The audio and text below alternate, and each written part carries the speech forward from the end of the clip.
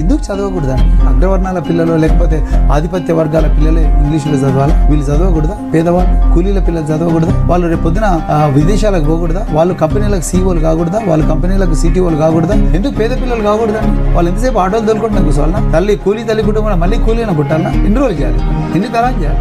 So అందుకొరకు English is a very important language. This is status. Right to education కాదు అధ్యక్ష, ఈ ఆంధ్ర రాష్ట్రంలో గర్వంగా చెప్తా ఉన్నాం. రైట్ టు ఇంగ్లీష్ ఎడ్యుకేషన్ అని చెప్పి మేము ఇస్తున్నాము అని చెప్పి కూడా గర్వంగా కూడా చెప్తా ఉన్నాం. ఈ చలనం మరి కాదా సంచలనం, చినుకల్లే మొదలై ఉప్పెన కాదా ఈ కథనం.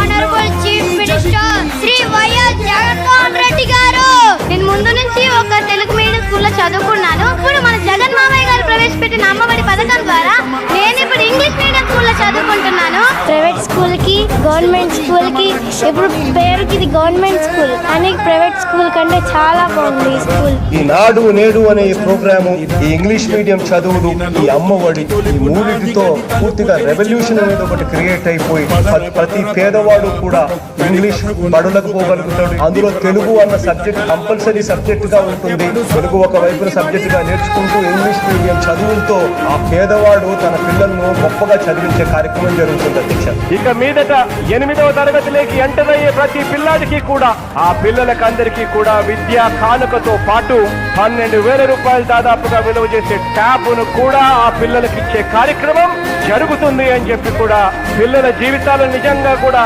మార్చే కార్యక్రమంలో భాగంగా డిజిటల్ విధానంలో పాఠ్యాంశాలను బోధించే విధంగా ప్రతి క్లాస్ రూమ్ లోను టీవీ లేదా డిజిటల్ బోర్డులు ఏర్పాటు చేసే దిశగా నాడు నేడులో భాగం చేస్తూ అడుగులు ముందుకు వేయబోతా ఉన్నాము అని చెప్పి కూడా సవినయంగా తెలియజేస్తా ఉన్నాను.